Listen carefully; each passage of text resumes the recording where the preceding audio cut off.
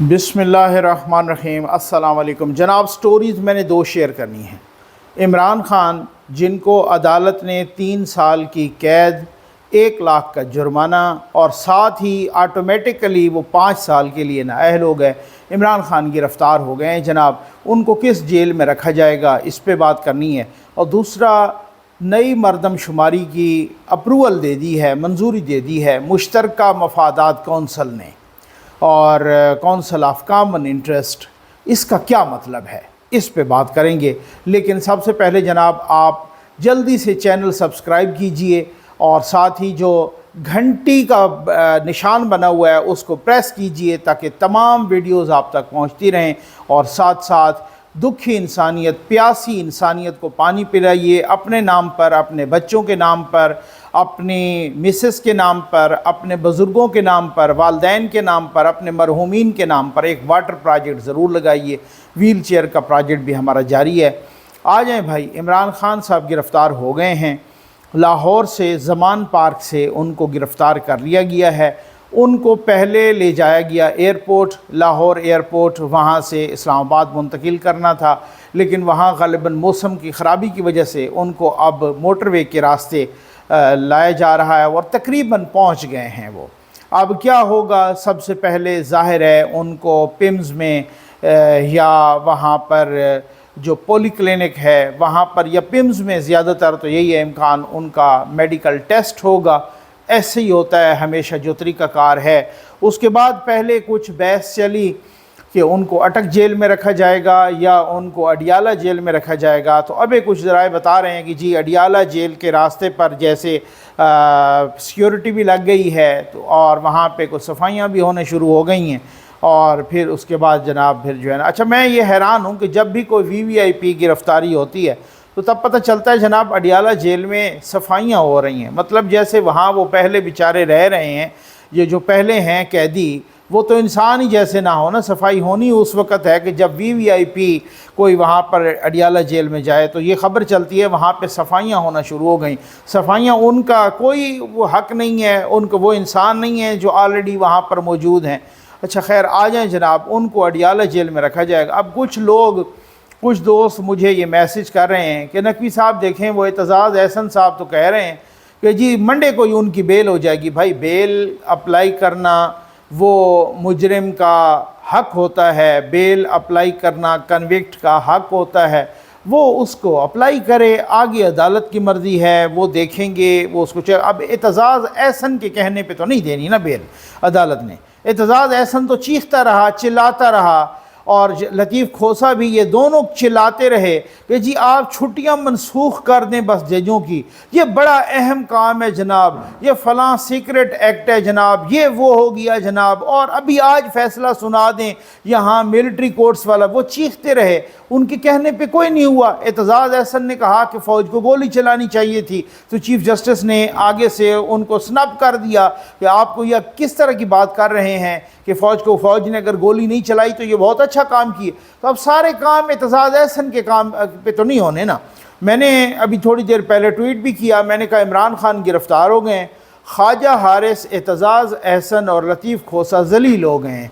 अब ये आप इस पर तबसरा कीजिए, मैं कुछ नहीं कहता कि बड़ी सज़ा ज़लालत है या गिरफ़्तारी है। ये आप कहें भाई, ये एक मुकाफ़ात अमल है ना। कुछ चीज़ें होती हैं जो मुकाफ़ात। अब कुछ लोग लिख रहे हैं कि भाई आज 5 अगस्त है, आज कश्मीर फ़रोशी का दिन है, कि जिस दिन इमरान ख़ान ने कश्मीर फ़रोशी की थी 2019 में, और फिर आपको पता है कि वही कश्मीर फ़रोश को कश्मीर फ़रोशी वाले दिन सज़ा मिल गई है। तो फिर ये कुछ तो होता है ना, डेफिनेटली कुछ न कुछ तो मुकाफ़ात अमल होना ही है, मुकाफ़ात अमल होता है। हाँ, अलबत्ता ये बात मैं बिल्कुल एग्री करता हूँ, इमरान ख़ान गिरफ़्तार हो गए हैं, लेकिन जो सहूलतकार थे, चाहे वो जनरल बाजवा हों, चाहे वो जनरल फैज़ हमीद हों, चाहे वो जनरल शुजा पाशा हों, चाहे वो जनरल आसिफ गफ़ूर हों, चाहे वो जो है ना जनरल ज़हीरुल इस्लाम हों, चाहे वो बाबा ज़हमता साकिब निसार हों, चाहे वो आसिफ खोसा हों, कोई भी हों सहूलतकार जिन्होंने बट्ठा बिठाया है पाकिस्तान का, पाकिस्तान की इकॉनमी का, उनको भी निशान इबरत बनाना चाहिए। आज मैं वो ट्वीट देख रहा था, उसका स्क्रीनशॉट मैंने ट्वीट भी किया है کہ جب جنرل آصف غفور وَتَعِزُّ مَن تَشَاءُ وَتَذِلُّ مَن تَشَاء کے ٹویٹ کیا کرتا تھا، یہ ایک DGISPR کا کام ہے۔ اس ملک کے ساتھ کیا کچھ ہوتا رہا ہے، کیا اودھم مچاتے رہے ہیں یہ لوگ، اور کس طریقے کا تماشا کیا جاتا رہا ہے اس ملک کے ساتھ۔ ایسے لوگوں کو میں کہتا ہوں کٹہرے ملا کے، قانون کے کٹہرے ملا کے عبرتناک نشان عبرت بنانا چاہیے۔ انہوں نے ہی تو پاکستان کا بیڑا غرق کیا ہے، صرف ایک عمران خان کی بات نہیں ہے۔ اچھا، پھر اس کے بعد اگر وہ آتے ہیں تو بیل اپلائی کریں گے، کیوں نہیں کریں گے؟ ان کو بیل اگر کوئی پتہ نہیں کہ ملتی بھی ہے یا نہیں ملتی، اور اگر بیل مل گئی یا سزا، میں نے پچھلی ویڈیو میں بھی کہا کہ سسپینڈ ہو گئی ان کی سزا، تو ختم تو نہیں ہوتی، وہ پھر نااہل تو اسی طرح سے رہیں گے۔ پھر اس کے بعد جو ہے نا، اس کے بعد آپ کو پتہ ہے کہ پھر وہ نااہل تو اسی طرح سے رہیں گے، کیونکہ کنوکشن تو ختم نہیں ہوتی سسپینشن سے، سزا کی سسپینشن سے، یہ بیل سے کنوکشن ختم نہیں ہوتی۔ اور ساتھ ہی پھر سائفر آ جائے گا، ساتھ ہی پھر القادر آ جائے گا، القادر ٹرسٹ کا کیس، ساتھ ہی پھر 9 مئی آ جائے گا۔ یہ وہی مرزا غالب صاحب والا کا شعر ہے نا کہ دوست غم خاری میں میری سعی فرمائیں گے کیا، زخم کے بڑھنے تلک، زخم کے بھرنے تلک ناخن نہ بڑھ آئیں گے کیا۔ تو مقصد کہنے کا یہ ہے کہ جب زخم بھرے گا تو پھر اور ناخن بڑھائیں گے، پھر اور وہ ہرا ہو جائے گا۔ مقصد کہنے کا یہ ہے کہ جب یہاں سے نکلیں گے تو آگے سائفر، اور سائفر سے نکلیں گے تو آگے القادر، القادر سے نکلیں گے تو آگے 9 مئی، 9 مئی سے نکلیں گے تو آگے فارن فنڈنگ۔ تو یہ بات تو وہی والی بات ہوئی نا۔ پھر آج میری بھی وہ کبھی کبھی نا یہ وہ ادب والی جو حص ہوتی ہے وہ جاگ جاتی ہے۔ منیر نیازی صاحب والی بات ہے کہ ایک اور دریا کا سامنا تھا منیر مجھ کو، میں ایک دریا کے پار اترا تو میں نے دیکھا۔ تو پھر یہ سائفر کے بعد فلانا اور فلانے کے بعد دھمکانا، یہ پھر سارا کچھ چلتے رہیں گے ساتھ۔ اب مجھے نہیں لگتا، میں نے آپ کو کہا تھا کہ یوتھیا، آج ویسے یوتھیا کوئی نہیں نکلا۔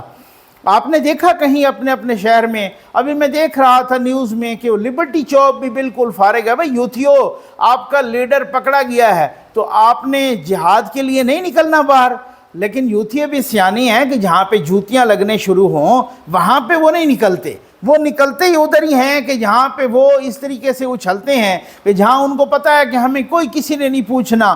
وہ باہر یورپ میں، امریکہ میں، وہ ان کا قانون ایسا ہے، وہ پھر جو ہے نا اس طریقے سے وہ بڑی باتیں کرتے ہیں ادھر سے پاکستان کے خلاف۔ یا اب نکلو نا، اب نکلو، اب پتہ چلے گا کہ اب آؤ موٹر وے بلاک کرو، اب آؤ خیر سے، اب آؤ یہاں پر یہ کشمیر سری نگر ہائی وے پر، اب آؤ تھوڑا سا پمس کے سامنے، اب آؤ ذرا اڈیالہ کے سامنے۔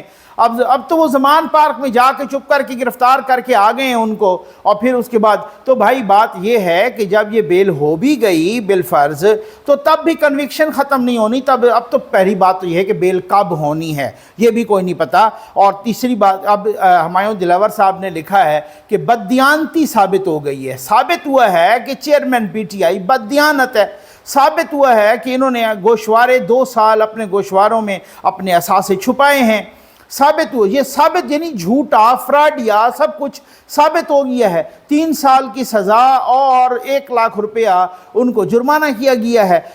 بالکل پیور میرٹ پہ کیس ہے۔ کچھ لوگ کہہ رہے ہیں کہ جناب، کچھ وکلا کو میں سن رہا تھا کچھ لوگوں کو کہ جی دیکھیں بہت ہی اوپن اینڈ شٹ کیس ہے، عمران خان کا کمزور ترین کیس تھا، عمران خان بار بار ڈر رہا تھا اس کیس سے، لیکن جو پروسیجر کی بنیاد پہ کہ سر جلدی کی گئی ہے اور فیصلہ جلدی سنایا گیا، یہ جلدی سنایا گیا ہے۔ نومبر سے شروع ہوا، خان صاحب آنا نہیں چاہتے تھے، پہلے فرد جرم نہیں عائد کروانا چاہتے تھے، جب فرد جرم کے لیے ایک دفعہ آئے تو انہوں نے پھٹا ڈال دیا، پورا حملہ ہو گیا وہاں پر یہ جوڈیشل کمپلیکس میں، کسی نے نہیں دیکھا۔ پھر اس کے بعد گرفتار کیا گیا، گرفتاری میں ہی ان پہ فرد جرم عائد ہو گئی، 10 مئی کو ان پہ فرد جرم عائد ہو گئی۔ تو پھر جب فرد جرم عائد ہوئی پھر اس کے بعد اس سے آنورڈ جو ہے نا کیس آگے بڑھا۔ کوئی بتا رہے تھے جج صاحب کہ کوئی 30 کے لگ بھگ پیشیاں ہوئیں جس میں 3 پیشیوں پہ ٹوٹل عمران خان آئے، تو یہ جلدی ہوا ہے۔ اور اگر یہ ہوتا بھی ہے بالفرض تو اب آئے نا میرٹ پہ ہوگا نا سارا کچھ نا کیس کا وہ کریں، تو اب اس طریقے سے۔ لیکن میں سمجھتا ہوں کہ اگر یہ اس طرح سے وہ ہوتا ہے تو جو سارا کچھ جو صورتحال ہوئی ہے پورے اب 2 سالوں میں، خان صاحب نے کہا ہے گوشواروں میں کہ میرے پاس 4 بکریاں ہیں، نہ تو میرے پاس سونا ہے، نہ تو میرے پاس ذاتی گاڑی ہے، اور کوئی دونوں تینوں گھروں کے جو مطلب وہ جو زمان پال بھی اور بنی گال بھی، ان کی 5 لاکھ روپیہ ٹوٹل مالیت لکھوا دی ہے۔ 4 بکریاں تو انہوں نے لکھوا دی ہیں، لیکن یہ جو بریسلیٹس اور یہ جو پتہ نہیں جھمکے اور پتہ نہیں کانٹے اور پتہ نہیں کیا کیا اور کنگن اور کیا کیا، تو یہ سونا نہیں ہے، جیولری نہیں ہے، تو یہ کیا ہے؟ یہ پنکی نس گئی کھا کے، اور پھر یہ جو 5 کی رات والے ہیروں کے سیٹ، اور وہ گوگی کہاں نس گئی، اور یہ سارا کچھ، اور یہ کروڑوں روپے کی گھڑیاں بیچیں، اور ان کے اساس سے تو کچھ بھی نہیں، بیچارہ بہت غریب، صرف 4 بکریاں ہیں، ان بکریوں کا دودھ پی کے وہ گزارا کیا کرتا تھا جہاں گوشواروں میں۔ یہ یوتھیوں کا لیڈر ہے جو اسلام کا، عالم اسلام کا سب سے بڑا لیڈر ہے، جھوٹوں کا سردار ہے معذرت کے ساتھ۔ یہ انہوں نے 4 بکریاں تو کہہ دی ہے کہ وہ اس میں گوشواروں میں، نہ ان کی اپنی کی بیچارے کی گاڑی ہے، بہت ہی غریب آدمی ہے، نہ ہی کوئی جیولری ہے، نہ کوئی اور پیسہ ہے، بالکل وہ فقر کے بوریے پر بیٹھا ہے، صدائیں لگا رہا ہے اللہ کے نام پہ دے دو بابا۔ یہ حالت ہے اس فراڈیے کی اور اس جھوٹے کی۔ اب وہ پکڑا گیا ہے۔ یہ ابھی بی سی کی ہارڈ ٹاک میں وہ سٹیفن کیا نام ہے ان کا، سٹیفن سیکر، انہوں نے انٹرویو کیا، انہوں نے یقین کریں چھٹی کا دودھ یاد دلا دیا۔ انہوں نے کہا کہ آپ جب تھے اس وقت فوج آپ کے ساتھ تھی، سوال کیا عمران خان سے، آپ نے بھی سنا ہوگا، میں نے پورا انٹرویو سنا ہے کہ فوج آپ کے ساتھ تھی اس وقت تو آپ جو ہے نا بہت ہی خوش تھے، اور وہی پھر اس کے بعد جب ہٹ گئی تو پھر آپ کی سہولت کاری نہیں کی تو پھر آپ فوج کو گالیاں دینے لگ گئے، تو یہ منافقت نہیں ہے تو یہ کیا ہے؟ پھر اس کے بعد سوال آئیں بائیں شائیں کے علاوہ کچھ بھی نہیں تھا، پھر کچھ بھی۔ انہوں نے کہا آپ کو تو اپنے بچوں نے کہا ہے کہ سیاست چھوڑ دو، آپ لندن چلے جاؤ، آپ کو تو اپنے بچوں نے کہا ہے آپ اس طرح کریں، سائیڈ پہ ہو جائیں، سائیڈ لائن ہو جائیں اور پاکستان کو انتشار سے بچا لیں۔ لیکن چونکہ جس کی فطرت میں، جس کی طینت میں انتشار ہو، وہ پاکستان کو کیا بچائے گا انتشار سے؟ تو یہ اب دیکھتے ہیں کہ اس میں کون کون سی کیسی ڈیولپ، اتنا اوپن اینڈ شٹ کیس ہے کہ یہ لڑیں گے، اور پھر الیکشن کمیشن کا وکیل نہیں آئے گا اسلام آباد ہائی کورٹ، وہ نہیں آئے گا، وہ بھی تو آئے گا نا، وہ ایویں ہی چنے بیچیں گے یہاں پر، وہ نہیں بتائیں گے کہ کیا کیا ہوا ہے، کیا صورتحال۔ اگر پروسیجر میں آپ کہہ رہے ہیں کہ بڑی جلدی سزا ہو گئی، یہ جلدی ہے جناب۔ اب نومبر سے کیس شروع ہوا، 30 پیشیوں پر صرف 3 پیشیوں پر آئے ہیں جناب، اور پھر وہ خیر سے غائب ہو گئے ہیں، 27 پیشیوں پر آئے نہیں ہیں، کورٹ کو عدالت پر حملہ بھی ہوا ہے، جج کو ننگی گالیاں بھی دی ہیں، اور ہر قسم کا الزام، سوشل میڈیا ٹرائل بھی کیا ہے۔ یہ وہ صاحب ہیں، عامر فاروق صاحب نے سنا تو ان کو بھی بغض سے بھرا ہوا اور ان کو بھی متعصب کہہ دیا۔ اور یہ عجیب بات ہے کہ جو جج ابھی سنے، ابھی فیصلہ بھی نہ دے، ان کو بھی آپ گالیاں دینا شروع کر دیں، اور یہ صاحب کا جلدی ہو گیا ہے۔ اب دیکھیں کہ بھائی ایک بات ہے، میں اگلی سٹوری پر آنے سے پہلے میں ایک بات کروں گا بھائی، بات یہ ہے کہ یہی ہمایوں دلاور صاحب تھے نا جو نومبر سے کیس سن رہے تھے، اکتوبر نومبر سے، اس وقت ان کو جلدی نہیں تھی، اس وقت جلدی نہیں کرائی، آہستہ آہستہ آہستہ جب ناک میں دم ہو گیا پھر جلدی کرائی۔ یہی بندیال صاحب تھے جو مسلسل سہولت کاری کر رہے تھے عمران خان کی، جب وہ گرفتار بھی ہوئے تو سہولت کاری کی، اب وہ سہولت کاری نہیں کی نا سپریم کورٹ نے، پتہ لگ گیا 9 مئی کے بعد۔ یہی عامر فاروق صاحب تھے جو مسلسل سہولت کاری کر رہے تھے، اب اس کے بعد سہولت کاری نہیں کی۔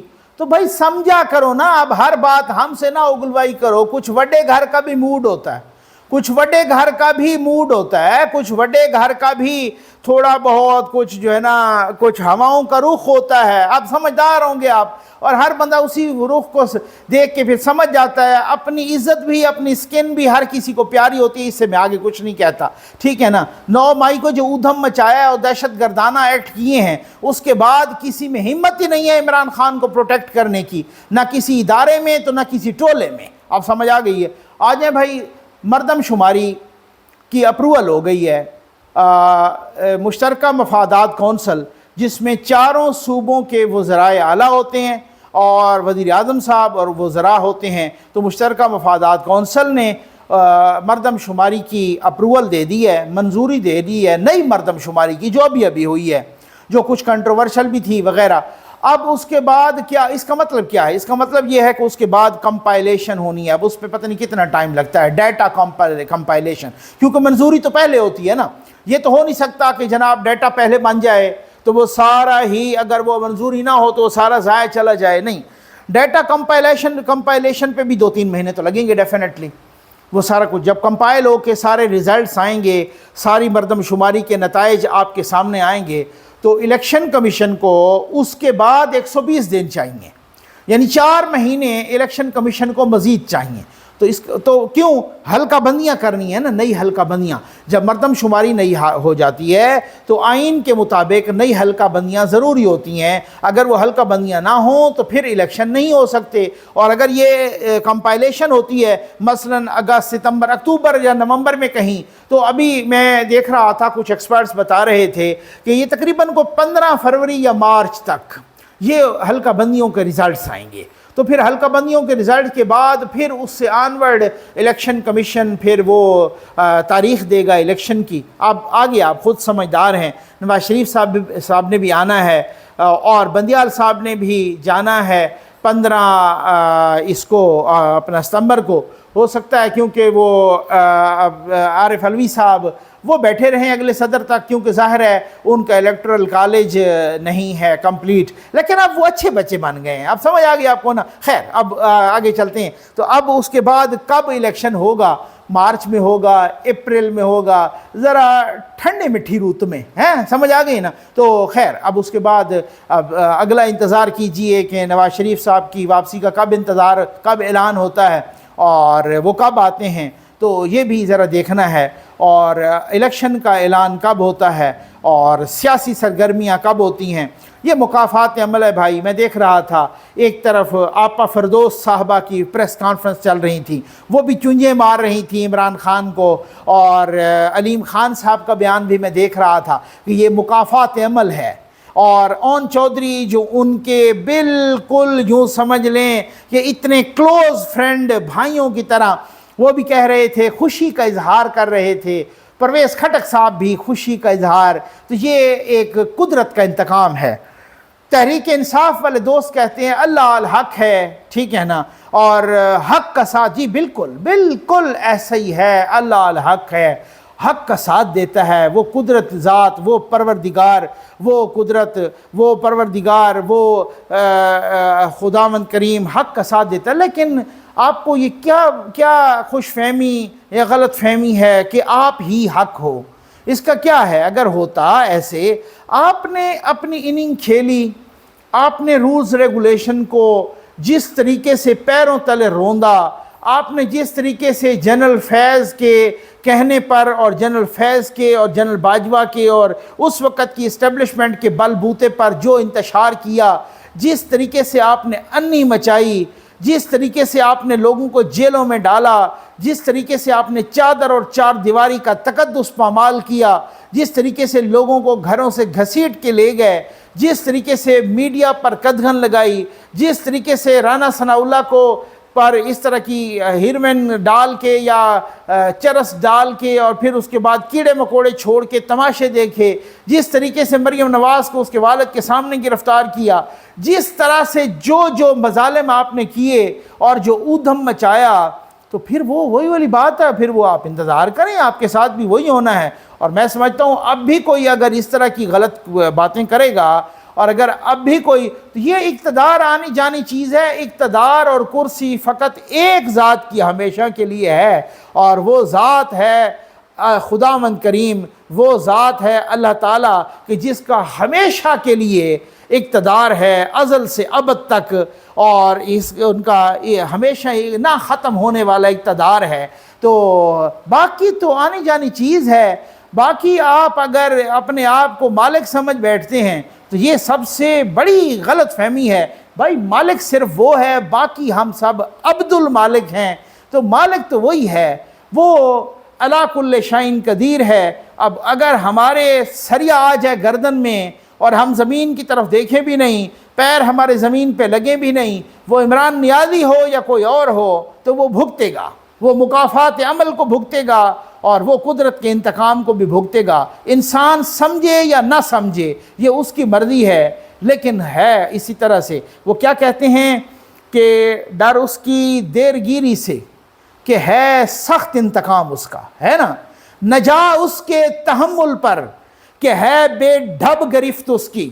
ڈر اس کی دیر گیری سے کہ ہے سخت انتقام اس کا۔ امید ہے آپ کو ویڈیو پسند آئی ہوگی۔ آپ کا بہت بہت شکریہ۔